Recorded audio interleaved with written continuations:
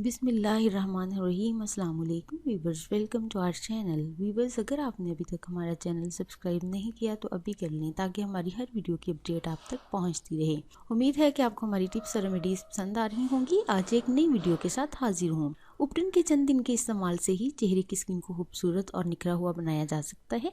एक रिसर्च के मुताबिक चेहरे की स्किन के नीचे बहुत से न्यू सेल्स बनते हैं और पुराने सेल्स जो कि डेड हो चुके होते हैं झड़ते रहते हैं। डेड सेल्स को स्किन से झड़ने में तकरीबन 3 हफ्तों का टाइम लगता है।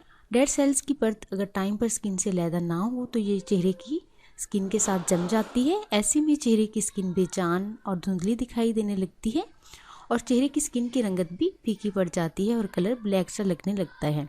इसके अलावा स्किन के खुलियों में नमी और चिकनाई बनाने रखने की सलाहियत बहुत कम हो जाती है। नमी और चिकनाई के फुकदान से चेहरे की जिल्द पर झुर्रियाँ उभर आती हैं। जब खुलियों को फैलने की जगह नहीं मिलती तो ये मुर्दा खुलियों के इर्द गिर्द जमा होकर मुहासों की सूरत इख्तियार कर लेते हैं। ऐसे में स्किन की बाकायदा सफाई के साथ उपटन का इस्तेमाल किया जाए तो स्किन की खूबसूरती और चिकनाई को महफूज रखा जा सकता है। उपटन डेड सेल्स को दूर करके स्किन को तंदुरुस्त बनाता है और इससे चेहरे की स्किन साफ और चमकदार नजर आती है।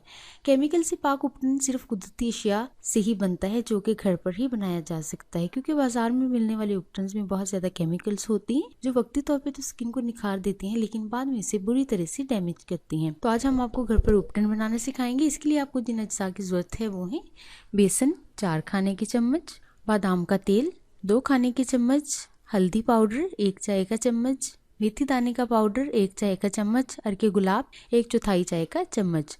तरकीब और तरीका इस्तेमाल ये है।